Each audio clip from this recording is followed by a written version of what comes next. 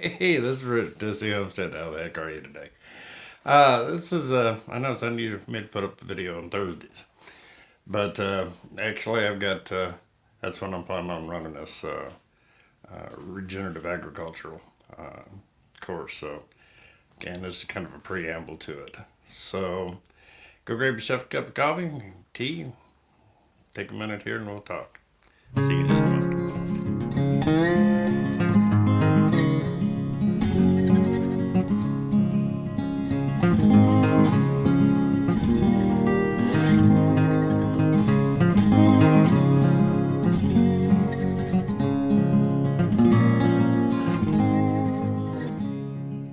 Alrighty, we're back. I hope you get your coffee. Yeah. Anyway, this regenerative agriculture used heavily by stockmen for quite a while. Okay, when the when this first started coming out, this is a lot of years back, a few decades back. Stockmen really saw the benefits to it. Okay, because we're grass farmers. Okay, seriously, we're not interested in tillage and things of this nature. We're more interested in building soil and so forth, kind of along the Joel Salatin lines. And it caught on well in herds. Okay, guys running cattle, they're very much interested in the process. Now you got some stockmen out there who want to see this pretty Bermuda grass or whatever, and the rest of us learn that cows like a diverse diet. They like a little salad, so you kind of put that out there, and then started learning about how different plants can help your soil out with different nutrients in it. So that's really what got a strong foothold on it. Then you got, I would say back in the 90s, you had a lot of row croppers who was looking at depleted soils and started going, there might be something to this if we can institute it in our type of operation and make it work. And no-till was going big at that point, and so we had more fellows raising row crops that started taking a hard look at what we were doing in the cattle industry and the grass-fed beef especially, to see what benefits could be brought over into their type of work. And you know, nature's nature. Nature knows how to do this. If we just take the time, sit back, and listen to it. Okay. Our problem is we think we're so smart that we can control nature, and that's something that just isn't going to happen. All right, nature's been around a lot longer than we have. We're nothing more than fleas to it, seriously. And there's just no better way.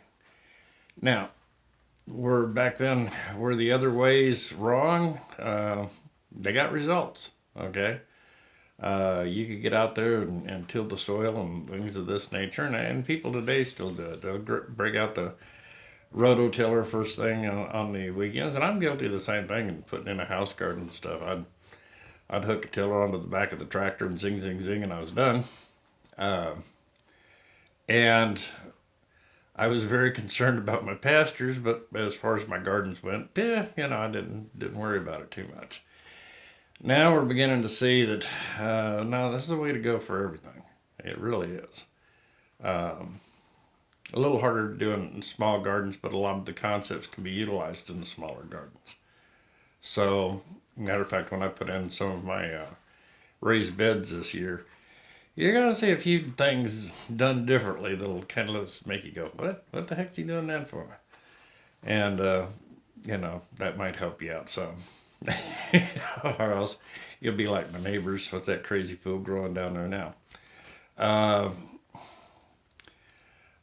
so that's what this course is all about.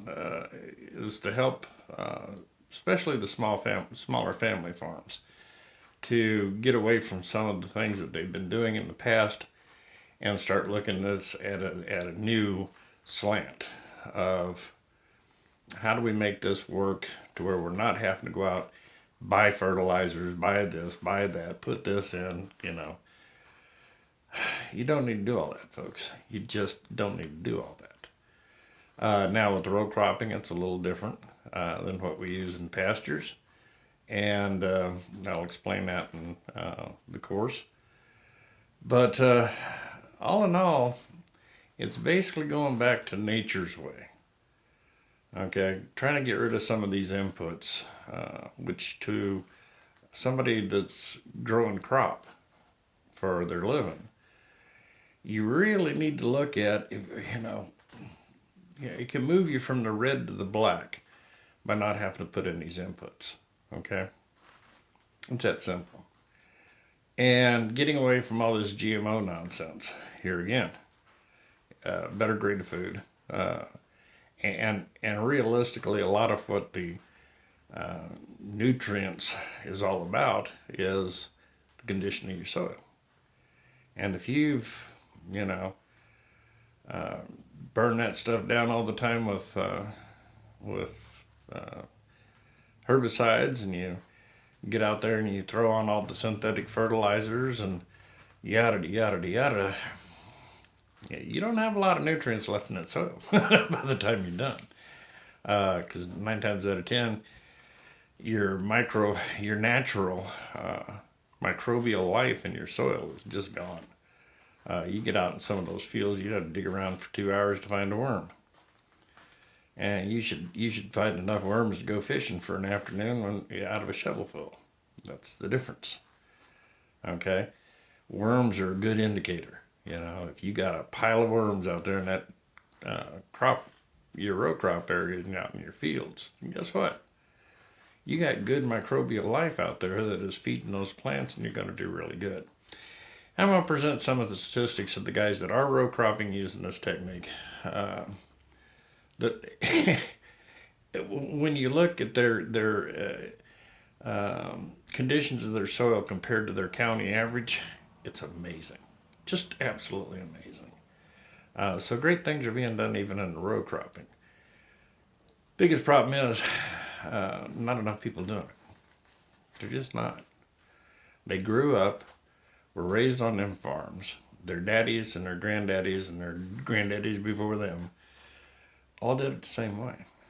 And it's hard to take that risk, okay, and say, I'm going to change everything about what we're doing here. That's scary to a lot of people. It really is scary. But the information's out there, and that's what I'm going to try to help you with, is to see that the information's out there, that in the end result is going to mean a higher profit margin for you and your family, and a better farm. You're going to end up with a more productive and self-sustaining farm, that you're not affected so much by the hot weather and the droughts and the seasonal nonsense. Like down here yesterday, in about 2 hours, we got over 5 inches of rain in 2 hours. Now, if your local soil is only pulling down a ½ inch an hour worth of water, all right, where did that other 4 or 5 inches go to? Off into the creeks and the rivers and so forth. And your soil and your nutrients went with it. Okay? So that's what this course is all about, and give a little more in-depth details on this is what you do and how you do it. All right? The first one I'm not thrilled with, because I was trying to give you the out of the book, this is what it is. All right? So I was narrating descriptions. I don't do narrations real good, folks. I'm more sit down and talk to you just a one-on-one, like was having coffee over a table. Okay? That's where I do my best communication. But it didn't turn out too bad. So, but start joining us on Thursdays. And like I said, I don't expect everybody to agree with it. And a lot of them are going to go, I'm not going to plant weeds out in my field. I'm just not going to do it. But I think if you really look at it with an open mind, you're going to see how it benefits you. Anyway, this is kind of the preamble to it. And next Thursday is going to be the beginning of the courses. I plan to put up one section of it a week. And I hope you find it interesting. Okay, and looking forward to bringing it to you. And got that and more things coming this year, especially what we're going to be doing around here. So, ought to be fun. This is Regenerative Tennessee Homestead. I hope you guys are just having a wonderful week and you have a super weekend. And we'll talk to you soon. Take care.